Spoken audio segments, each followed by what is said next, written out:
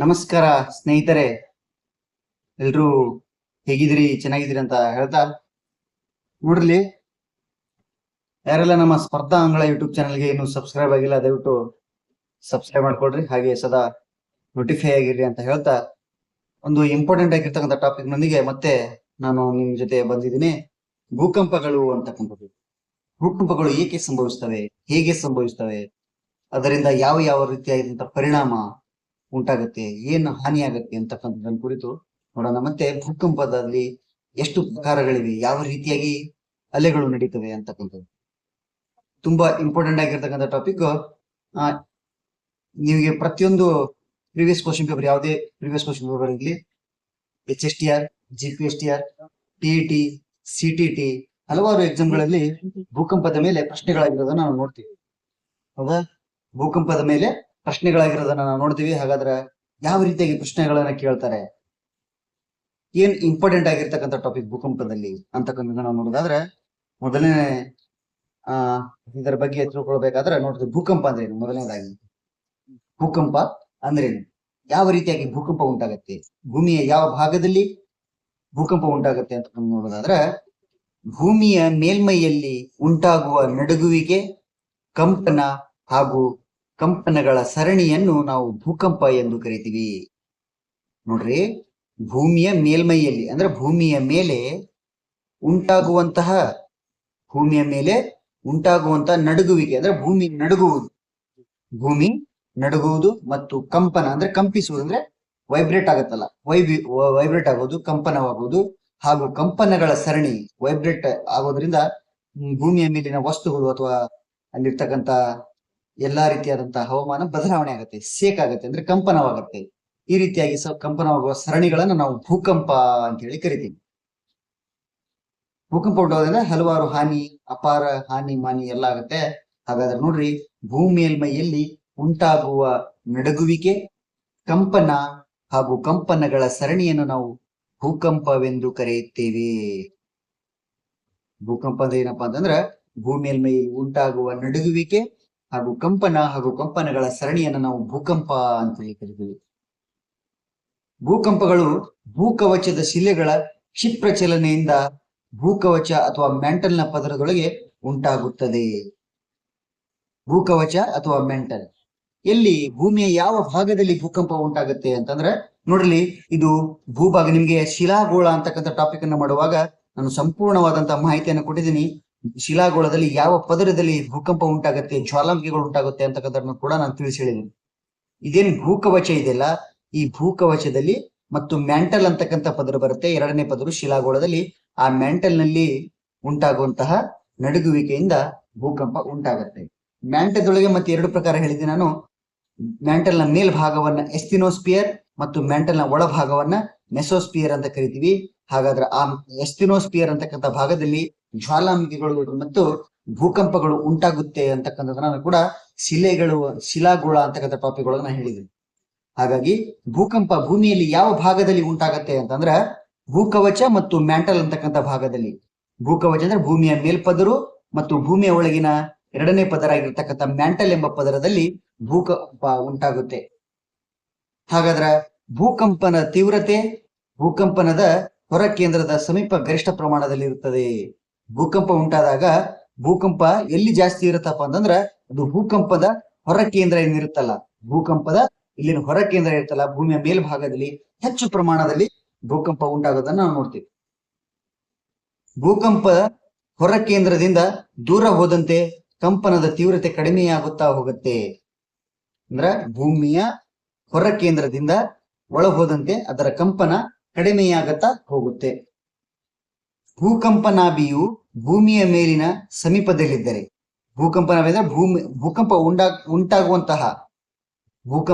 ಉಂಟಾಗುವಂತಹ place ಅಥವಾ ಸಮೀಪದಲ್ಲಿದ್ದರೆ, ಭೂಕಂಪ ಉಂಟಾಗುವಂತಹ ಸ್ಥಳದಲ್ಲಿ ಅದು ಸಮೀಪದಲ್ಲಿದ್ದರೆ ಭೂಕಂಪದ ಅಲೆಗಳು ಪ್ರಬಲವಾಗಿರುತ್ತೆ ಮತ್ತು ಹೆಚ್ಚು ಪರಿಣಾಮವನ್ನು ಉಂಟು ಮಾಡುತ್ತೆ. ಭೂಮಿಯ ಅತಿ ಒಳಭಾಗದಲ್ಲಿ ಭೂಕಂಪ ಸಂಭವಿಸಿದರೆ ಅದು ಮೇಲ್ಗಡೆ ಯಾವುದೇ ರೀತಿಯಾದಂತಹ ಹಾನಿಯನ್ನು ಉಂಟು ಮಾಡುವುದಿಲ್ಲ. ಒಂದು ವೇಳೆ ಭೂಮಿಯ ಮೇಲ್ಭಾಗದ ಸಮೀಪದಲ್ಲಿ ಏನಾದ್ರೂ ಭೂಕಂಪ ಉಂಟಾದ್ರೆ ಅದು ಹೆಚ್ಚು ಪರಿಣಾಮಕಾರಿಯಾಗಿರ್ತಕ್ಕಂಥದ್ದು, ಹೆಚ್ಚು ಹಾನಿಯನ್ನ ಉಂಟು ಮಾಡ್ತಕ್ಕಂಥದ್ದು. ಹಾಗಾದ್ರೆ ಭೂಮಿಯ ಅಂತರಾಳದಲ್ಲಿ ಉಂಟಾಗುವ ಭೂಕಂಪದ ಉಗಮ ಸ್ಥಾನವನ್ನ ನಾವು ಭೂಕಂಪನಾಭಿ ಕೇಂದ್ರ ಅಥವಾ ಭೂಕಂಪನ ಒಳ ಕೇಂದ್ರ ಅಂತ ಹೇಳಿ ಕರಿತೀವಿ. ನೋಡ್ರಿ, ಭೂಕಂಪ ಉಂಟಾಗುವಂತಹ ಪ್ಲೇಸ್ ಅನ್ನ ನಾವು ಏನಂತ ಕರಿತೀವಿ? ಭೂಮಿಯ ಅಂತರಾಳದಲ್ಲಿ. ಇದು ಭೂಮಿಯ ಅಂತರಾಳದಲ್ಲಿ. ನಿಮ್ಗೆ ಇಲ್ಲಿ ಮಾರ್ಕ್ ಮಾಡ್ತಾ ಇದ್ದೀವಿ ನೋಡ್ರಿ, ಭೂಮಿಯ ಅಂತರಾಳದಲ್ಲಿ ಅಂದ್ರೆ ಭೂಮಿಯ ಒಳಗಡೆ, ಮೇಲ್ಭಾಗದಿಂದ ಭೂಮಿಯ ಒಳಗಡೆ ಹೋದಂತೆಲ್ಲ, ಇಲ್ಲಿ ನೋಡ್ರಿ ನಿಮ್ಗೆ ಕಾಣುತ್ತೆ ನೋಡ್ರಿ, ಭೂಮಿಯ ಒಳಗಡೆ ಹೋದಂತೆಲ್ಲ ಭೂಕಂಪ ಏನು ಉಂಟಾಗತ್ತಲ್ಲ, ಒಳ ಕೇಂದ್ರ, ಮುಖ್ಯ ಕೇಂದ್ರ ಏನಾಗಿರುತ್ತೆ ನೋಡ್ರಿ, ಇಲ್ಲಿ ಭೂಕಂಪ ಉಂಟಾಗುವಂತಹ ಕೇಂದ್ರವನ್ನ ನಾವು ಏನಂತ ಕರಿತೀವಿ ಅಂದ್ರೆ ಭೂಕಂಪ ಉಂಟಾಗುವ ಉಗಮ ಸ್ಥಾನವನ್ನ ನಾವು ಭೂಕಂಪ ನಾಭಿ ಕೇಂದ್ರ ಅಥವಾ ಭೂಕಂಪನ ಒಳ ಕೇಂದ್ರ ಅಂತ ಹೇಳಿ ಕರಿತೀವಿ. ಭೂಕಂಪ ಉಂಟಾಗುವಂತಹ ಅಥವಾ ಉಗಮವಾಗುವಂತಹ ಸ್ಥಾನವನ್ನು ನಾವು ಭೂಕಂಪ ನಾಭಿ ಕೇಂದ್ರ ಅಥವಾ ಭೂಕಂಪ ಒಳ ಕೇಂದ್ರ ಅಂತ ಹೇಳಿ ಕರಿತೀವಿ. ಭೂಕಂಪ ನಾಭಿಯಿಂದ ಲಂಬ ಕೋನದಲ್ಲಿರುವ ಭೂ ಮೇಲ್ಮೈ ಸ್ಥಳವನ್ನು ಭೂಕಂಪ ಹೊರ ಕೇಂದ್ರ ಅಂತ ಹೇಳಿ ಕರಿತೀವಿ. ನೋಡ್ರಿ, ಭೂಕಂಪ ಇಲ್ಲಿ ಉಂಟಾಗಿದೆ, ಭೂಮಿಯ ಮಧ್ಯಭಾಗದ ಒಳಗಡೆ ಭೂಕಂಪ ಉಂಟಾಗಿದೆ. ಈ ಉಂಟಾಗ್ತಕ್ಕಂತ ಜಾಗದಿಂದ ಲಂಬ ಕೋನದಲ್ಲಿ ಅಂದ್ರೆ ಈ ರೀತಿಯಾಗಿ ಲಂಬವಾಗಿ ಇಲ್ಲಿ ಏನ್ ಜಾಗ ಕಾಣತ್ತಲ್ಲ, ಭೂಮಿಯ ಹೊರಗಡಿನ ಕೇಂದ್ರವನ್ನ, ಭೂಮಿಯ ಮೇಲ್ಮೇಲೆ ಇರ್ತಕ್ಕಂಥ ಸ್ಥಳವನ್ನ ನಾವು ಭೂಕಂಪ ಹೊರ ಕೇಂದ್ರ ಅಂತ ಹೇಳಿ ಕರಿತೀವಿ. ಇಲ್ಲಿ ಕಾಣ್ತಾ ಇದೆ ನೋಡ್ರಿ, ಭೂಕಂಪ ಹೊರ ಕೇಂದ್ರ ಅಂದ್ರೆ ಭೂಕಂಪ ಉಂಟಾಗುವಂತ ಸ್ಥಳದಿಂದ ಭೂಕಂಪ ಭೂಮಿಯ ಮೇಲ್ಭಾಗಕ್ಕೆ, ಹೊರಭಾಗಕ್ಕೆ ನಾವು ಏನಂತ ಕರಿತೀವಪ್ಪ ಅಂತಂದ್ರೆ ಭೂಕಂಪನ ಅಥವಾ ಭೂಕಂಪ ಹೊರ ಕೇಂದ್ರ ಅಂತ ಹೇಳಿ ಕರಿತೀವಿ. ಮತ್ತೆ ನೋಡ್ರಿ, ಭೂಕಂಪದ ವೈಜ್ಞಾನಿಕ ಅಧ್ಯಯನವನ್ನು ನಾವು ಭೂಕಂಪನ ಶಾಸ್ತ್ರ ಅಥವಾ ಸಿಸ್ಮೋಲಜಿ ಅಂತ ಹೇಳಿ ಕರಿತೀವಿ. ಭೂಕಂಪದ ಬಗ್ಗೆ ಅಧ್ಯಯನ ಮಾಡುವುದನ್ನ ಏನಂತ ಕರಿತೀವಿ? ಸಿಸ್ಮೋಲಜಿ ಅಂತ ಹೇಳಿ ಕರಿತೀವಿ. ಹಾಗಾದ್ರೆ ಭೂಕಂಪದ ಅಲೆಗಳ ಆರಂಭ, ವೇಳೆ ಹಾಗೂ ಅದರ ದಿಕ್ಕನ್ನು ದಾಖಲಿಸುವ ಉಪಕರಣವನ್ನ ಭೂಕಂಪ ಮಾಪಕ ಅಥವಾ ಸಿಸ್ಮೋಗ್ರಾಫಿ ಅಂತ ಹೇಳಿ ಕರಿತೀವಿ. ಭೂಕಂಪವನ್ನು ಅಳೆಯುವ ಮಾಪನವನ್ನು ಏನಂತ ಕರಿತೀವಿ? ಸಿಸ್ಮೋಗ್ರಾಫಿ ಅಂತ ಹೇಳಿ ಕರಿತೀವಿ, ಸಿಸ್ಮೋಗ್ರಾಫ್ ಅಂತ ಹೇಳಿ ಕರಿತೀವಿ. ಈ ರೀತಿಯಾಗಿ ಭೂಕಂಪ ಭೂಮಿಯ ಯಾವ ಭಾಗದಲ್ಲಿ ಉಂಟಾಗತ್ತೆ, ಹೇಗೆ ಉಂಟಾಗತ್ತೆ, ಅಲ್ಲಿಂದ ಹೊರಸೂಸುವ ಅಲ್ಲಿ ಹೊರದಿಂದ ಬರುವ ಅಲೆಗಳು ಯಾವ್ಯಾವು ಅಂತಕ್ಕಂಥದ್ದು ನಾವು ನೋಡಿದ್ವಿ. ಹಾಗಾದ್ರೆ ಮುಂದೆ ಇಂಪಾರ್ಟೆಂಟ್ ಆಗಿರ್ತಕ್ಕಂಥ ವಿಷಯ ನೋಡ್ರಿ, ಭೂಕಂಪನದ ಅಲೆಗಳು ಅಂತಕ್ಕಂಥದ್ದು. ಎಷ್ಟು ಅಲೆಗಳಿವೆ ಭೂಕಂಪದಲ್ಲಿ? ಎಷ್ಟು ಅಲೆಗಳಿವೆ? ಒಟ್ಟು ಭೂಕಂಪದ ಅಲೆಗಳಲ್ಲಿ 3 ವಿಧಗಳನ್ನ ನಾವು ನೋಡ್ತೀವಿ. ಎಷ್ಟು? 3 ವಿಧಗಳನ್ನ ನೋಡ್ತೀವಿ. ನೋಡ್ರಿ, ಕ್ಲಾಸ್ ಕೂತ್ಕೋತ ಯಾರು ಸುಮ್ಮನೆ ನೋಡ್ಕೋತಾ ಕೂತ್ಕೊಳಕ್ ಹೋಗ್ಬಿಡ್ರಿ. ದಯವಿಟ್ಟು ಇದರ ಉಪಯೋಗನ ಪಡ್ಕೊಡ್ರಿ. ನಿಮ್ಮ ಫ್ರೆಂಡ್ಸ್ಗೂ ಕೂಡ ಇದನ್ನ ಶೇರ್ ಮಾಡ್ರಿ. ಹಾಗೆ ನಮ್ಮ ಸ್ಪರ್ಧಾ ಅಂಗಳ ಯೂಟ್ಯೂಬ್ ಚಾನಲ್ಗೆ ಯಾರೆಲ್ಲ ಇನ್ನು ನೀವು ದಯವಿಟ್ಟು ಸಬ್ಸ್ಕ್ರೈಬ್ ಆಗಿಲ್ಲ, ದಯವಿಟ್ಟು ಸಬ್ಸ್ಕ್ರೈಬ್ ಆಗೋಡ್ರಿ. ಹಾಗೆ ನಿಮ್ಗೆ ಕ್ಲಾಸಸ್ ಇಷ್ಟ ಆದ್ರೆ ಒಂದು ಲೈಕ್ ಬರಲಿ ಅಂತ ಹೇಳ್ತಾ, ಭೂಕಂಪದ ಒಟ್ಟು ವಿಧಗಳು 3. ಹಾಗಾದ್ರೆ ಯಾವ ಅಲೆಗಳು, ಅವುಗಳು ಯಾವ ರೀತಿಯಾದಂತಹ ಪರಿಣಾಮವನ್ನು ಉಂಟು ಮಾಡುತ್ತೆ, ಯಾವುದು ಅತ್ಯಂತ ಪರಿಣಾಮಕಾರಿ, ಯಾವುದು ಹಾನಿಕಾರಕ ಅಲೆಗಳು ಅಂತಕ್ಕಂಥದ್ದು ನೋಡೋದಾದ್ರೆ ನೋಡಲಿ, ಒಟ್ಟು 3 ಅಲೆಗಳು. ಒಂದು ಪ್ರಾಥಮಿಕ ಅಥವಾ ತಳ್ಳುವ ಅಲೆಗಳು ಅಂತ ಕರಿತೀವಿ, ಪ್ರಾಥಮಿಕ ಅಲೆಗಳು ಅಂತ ಕರಿತೀವಿ. ಎರಡನೇದು ದ್ವಿತೀಯ ಅಲೆಗಳು, ಮೂರನೇದು ಮೇಲ್ಮೈ ಅಲೆಗಳು ಅಂತ ಕರಿತೀವಿ. ಒಟ್ಟು 3 ರೀತಿಯಾದಂತಹ ಅಲೆಗಳನ್ನ ನಾವು ನೋಡ್ತೀವಿ. ಹಾಗಾದ್ರೆ ಅವುಗಳನ್ನ ಬೇರೆ ಬೇರೆ ಅಕ್ಷರಗಳಿಂದ ಕೂಡ ಸೂಚಿಸ್ತೀವಿ. ಯಾವ ರೀತಿಯಾಗಿ, ಯಾವುದು ಹೆಚ್ಚು ಪರಿಣಾಮವನ್ನು ಉಂಟು ಮಾಡುತ್ತೆ, ಯಾವುದು ಹೆಚ್ಚು ಹಾನಿಯನ್ನು ಉಂಟು ಮಾಡುತ್ತೆ ನೋಡೋಣ. ಹಾಗಾದ್ರೆ ಮೊದಲನೇ ಅಲೆ ಪ್ರಾಥಮಿಕ ಅಲೆ ಅಥವಾ ಅದನ್ನ ನಾವು ತಳ್ಳುವ ಅಲೆ ಅಂತ ಹೇಳಿ ಕರಿತೀವಿ. ಪ್ರಾಥಮಿಕ ಅಲೆಗಳು ಅಥವಾ ತಳ್ಳುವ ಅಲೆಗಳು ಅಂತ ಕರಿತೀವಿ. ಇದನ್ನ ಪಿ ಎಂಬ ಅಕ್ಷರದಿಂದ ಸೂಚಿಸ್ತೀವಿ. ಪಿ ಅಂತಕ್ಕಂಥ ಅಕ್ಷರದಿಂದ ಪ್ರಾಥಮಿಕ ಅಲೆಯನ್ನ ಸೂಚಿಸ್ತಾರೆ. ಹಾಗಾದ್ರೆ ಪ್ರಾಥಮಿಕ ಅಲೆ ನೋಡ್ರಿ ಯಾವ ರೀತಿಯಾಗಿರುತ್ತೆ. ಇವುಗಳು ಭೂಕಂಪನದ ಒಳ ಕೇಂದ್ರದಿಂದ ಮೊದಲು ಹೊರ ಕೇಂದ್ರವನ್ನು ತಲುಪುತ್ತವೆ. ಇವು ಮೊದಲು ಅಂದ್ರೆ ಭೂಕಂಪದ ಮೇಲೆ ಹೆಚ್ಚು ಮೇಲಾಗಿರ್ತವೆ, ತುಂಬಾ ಸಮೀಪವಾಗಿರುತ್ತೆ, ಭೂಮಿಯ ಮೇಲ್ಭಾಗಕ್ಕೆ ಸಮೀಪವಾಗಿರುತ್ತೆ. ಇವು ಬೇಗ ಭೂಮಿಯ ಮೇಲ್ಗಡೆ ತಲುಪುತ್ತೆ. ಇವುಗಳು ನೀಲ ಅಲೆಗಳಾಗಿದ್ದು ಅತ್ಯಂತ ವೇಗವಾಗಿ ಚಲಿಸುತ್ತವೆ. ಇವು ತುಂಬಾ ನೀಳವಾಗಿರ್ತದೆ, ಕಾಣ್ತಾ ಇದೆ ನೋಡ್ರಿ. ಪ್ರಾಥಮಿಕ ಅಲೆಗಳು ತುಂಬಾ ನೀಳವಾಗಿರುತ್ತೆ, ಈಸಿಯಾಗಿ ಬಂದ್ಬಿಡುತ್ತೆ, ವೇಗವಾಗಿ ಬಂದ್ಬಿಡುತ್ತೆ. ವೇಗವಾಗಿ ಚಲಿಸುವಂತಹ ಅಲೆಗಳು ಯಾವಪ್ಪ ಅಂತಂದ್ರೆ ಪ್ರಾಥಮಿಕ ಅಲೆಗಳು ಅಂತ ಕರಿತೀವಿ. ಇವುಗಳು ಘನ, ದ್ರವ ಮತ್ತು ಅನಿಲಗಳ ಮೂಲಕ ಚಲಿಸುತ್ತವೆ. ಪ್ರಾಥಮಿಕ ಅಲೆಗಳು ಘನ, ದ್ರವ ಮತ್ತು ಅನಿಲ, 3 ಅನಿಲಗಳ ಮುಖಾಂತರ ಇವು ಚಲನೆಯನ್ನ ಮಾಡ್ತಾವು. ಅತ್ಯಂತ ವೇಗವಾಗಿ ಇವು ಭೂಮಿಯ ಮೇಲ್ಭಾಗಕ್ಕೆ ತಲುಪುತ್ತೆ. ಹಾಗಾಗಿ ಯಾವುದೇ ರೀತಿಯಾದಂತ ಅಷ್ಟು ಪರಿಣಾಮವನ್ನ ಇದು ಹಾನಿಯನ್ನ ಉಂಟು ಮಾಡುವುದಿಲ್ಲ. ಹೌದಾ? ಹಾಗಾದ್ರೆ ಪ್ರಾಥಮಿಕ ಅಲೆ ಭೂಮಿಯ ಮೇಲ್ಭಾಗದಲ್ಲಿ ಸಂಭವಿಸಿದಂತೆ ಯಾವುದೇ ರೀತಿಯಾದಂತಹ ಹಾನಿಯನ್ನು ಉಂಟು ಮಾಡುವುದಿಲ್ಲ. ಅತ್ಯಂತ ವೇಗವಾಗಿ ಚಲಿಸುವ ಅಲೆಗಳು, ಇವುಗಳನ್ನ ಬೇರೆ ಬೇರೆ ಹೆಸರುಗಳಿಂದ ಕರೀತಾರೆ. ಒಂದು ಯಾವ್ದಪ್ಪ ಅಂದ್ರೆ ತಳ್ಳುವ ಅಲೆಗಳು ಅಥವಾ ನೀಳ ಅಲೆಗಳು ಅಂತ ಹೇಳಿ ಕರೀತಾರೆ. ಭೂಕಂಪದ ಪ್ರಾಥಮಿಕ ಅಲೆಯನ್ನ ತಳ್ಳುವ ಅಲೆಗಳು ಅಥವಾ ನೀಳ ಅಲೆಗಳು ಅಂತ ಕರೀತೇವೆ. ಜೊತೆಗೆ ಇದು ಪಿ ಎಂಬ ಅಕ್ಷರದಿಂದ ಇದನ್ನ ಸೂಚಿಸ್ತಾರೆ. ಹಾಗಾದ್ರೆ ಎರಡನೇ ಅಲೆ ದ್ವಿತೀಯ ಅಲೆಗಳು ಅಂತ ಕರಿತೀವಿ. ಇದನ್ನ ಎಸ್ ಎಂಬ ಅಕ್ಷರದಿಂದ ಸೂಚಿಸ್ತಾರೆ. ಇದನ್ನ ಎಸ್ ಎಂಬ ಅಕ್ಷರದಿಂದ ಸೂಚಿಸ್ತಾರೆ. ಇವುಗಳನ್ನ ಏನಂತ ಕರೀತಾರಪ್ಪ ಅಂದ್ರೆ ಇವುಗಳನ್ನು ಅಡ್ಡ ಅಲೆಗಳು ಅಂತ ಹೇಳಿ ಕರಿತೀವಿ. ಇವುಗಳನ್ನ ಅಡ್ಡ ಅಲೆಗಳು ಅಂತ ಹೇಳಿ ಕರೀತಾರೆ. ಪ್ರಾಥಮಿಕ ಅಲೆಗಳನ್ನ ತಳ್ಳುವ ಅಲೆಗಳು ಅಥವಾ ನೀಳ ಅಲೆಗಳು ಅಂತ ಕರೆದ್ರೆ, ದ್ವಿತೀಯ ಅಲೆಗಳನ್ನ ಅಡ್ಡ ಅಲೆಗಳು ಅಂತ ಹೇಳಿ ಕರೀತಾರೆ. ಇವು ದ್ರವ ವಸ್ತುಗಳ ಮೂಲಕ ಚಲಿಸಲಾರವು.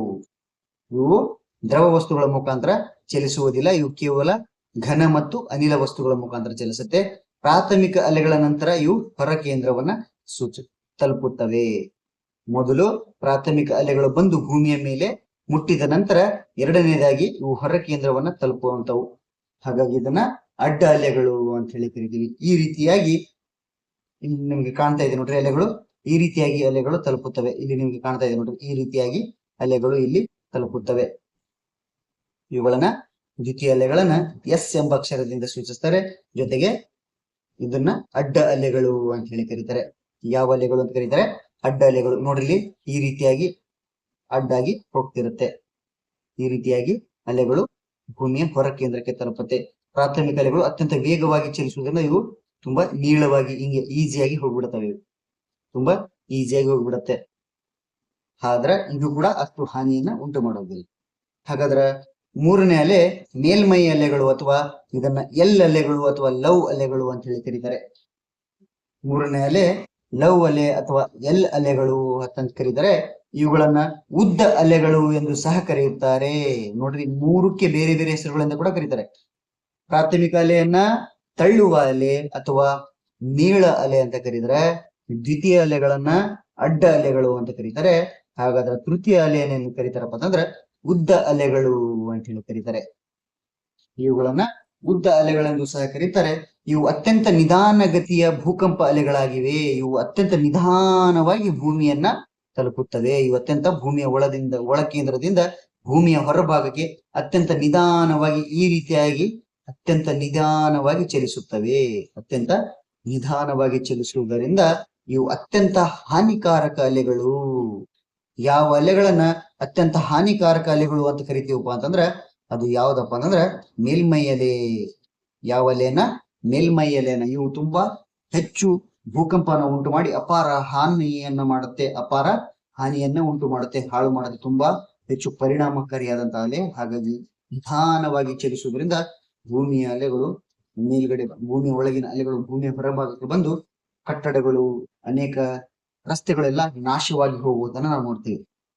ಹಾಗಾದ್ರೆ ಈ ಮೂರು ಅಲೆಗಳನ್ನ ಯಾವ ಯಾವ ಅಕ್ಷರಗಳಿಂದ ಕರೀತಾರೆ ಅಂತ ಗೊತ್ತಾಯ್ತು. ಪ್ರಾಥಮಿಕ ಅಲೆಯನ್ನ ಪಿ ಎಂಬ ಅಕ್ಷರದಿಂದ, ದ್ವಿತೀಯ ಅಲೆಯನ್ನ ಎಸ್ ಎಂಬ ಅಕ್ಷರದಿಂದ, ತೃತೀಯ ಅಲೆಯನ್ನ ಎಲ್ ಎಂಬ ಅಕ್ಷರದಿಂದ ಸೂಚಿಸ್ತಾರೆ. ಜೊತೆಗೆ ಇದನ್ನ ಪ್ರಾಥಮಿಕ ಅಲೆಯನ್ನ ನೀಳ ಅಲೆ, ಜೊತೆಗೆ ತಳ್ಳುವ ಅಲೆ ಅಂತ ಹೇಳಿ ಕರೀತಾರೆ. ದ್ವಿತೀಯ ಅಲೆಗಳನ್ನ ಅಡ್ಡ ಅಲೆಗಳು ಅಂತ ಹೇಳಿ ಕರೀತಾರೆ. ತೃತೀಯ ಅಲೆಗಳನ್ನ ಉದ್ದ ಅಲೆಗಳು ಅಂತ ಹೇಳಿ ಕರೀತಾರೆ. ಹಾಗಾದ್ರೆ ಮೂರು ಅಲೆಗಳಲ್ಲಿ ಅತ್ಯಂತ ಪರಿಣಾಮವನ್ನು ಉಂಟು ಮಾಡುವಂಥದ್ದು, ಅತ್ಯಂತ ಹಾನಿಯನ್ನು ಉಂಟು ಮಾಡುವ ಅಲೆ ಯಾವ್ದಪ್ಪ ಅಂತಂದ್ರೆ ಮೇಲ್ಮೈ ಅಲೆಗಳು ಅಂತ ಹೇಳಿ ಕರಿತೀವಿ. ಈ ರೀತಿಯಾಗಿ ನಾವು ಭೂಕಂಪದ ಅಲೆಗಳನ್ನ ನಾವು ನೋಡಿದ್ವಿ. ಹಾಗಾದ್ರೆ ಮುಂದೆ ಭೂಕಂಪದಿಂದ ಉಂಟಾಗುವ ಕಾರಣಗಳೇನು? ಯಾವ ರೀತಿಯಾಗಿ ಭೂಕಂಪ ಉಂಟಾಗುವುದು? ಹೇಗೆ ಉಂಟಾಗ್ತವೆ? ಏನೇನು ಕಾರಣಗಳು? ಭೂಕಂಪ ಉಂಟಾಗ್ಬೇಕಂದ್ರೆ, ಯಾವುದೇ ಒಂದು ಕಾರ್ಯ ನಡೀಬೇಕಾದ್ರೆ ಅದಕ್ಕೆ ಹಲವಾರು ಕಾರಣಗಳು ಇರ್ತವೆ. ಹಾಗಾದ್ರೆ ಅದರೊಳಗೆ ಯಾವ ಯಾವ ಕಾರಣ ಅಂದ್ರೆ ಭೂರಚನಾ ಕಾರಣಗಳು ಅಂತಕ್ಕಂಥದ್ದೊಂದು. ಯಾವುದು? ಭೂರಚನಾ ಕಾರಣಗಳು ಅಂತಕ್ಕಂಥ ಒಂದು ಕಾರಣ ಬರುತ್ತೆ. ಅದ್ರೊಳಗೆ ಯಾವ್ದು ಬರುತ್ತಪ್ಪ ಅಂತಂದ್ರೆ ಇದು ಜ್ವಾಲಾಮುಖಿ ಕಾರಣಗಳು, ಜ್ವಾಲಾಮುಖಿ ಕಾರ್ಯಾಚರಣೆಗಳು ಅಂತ ಹೇಳಿದ್ರು.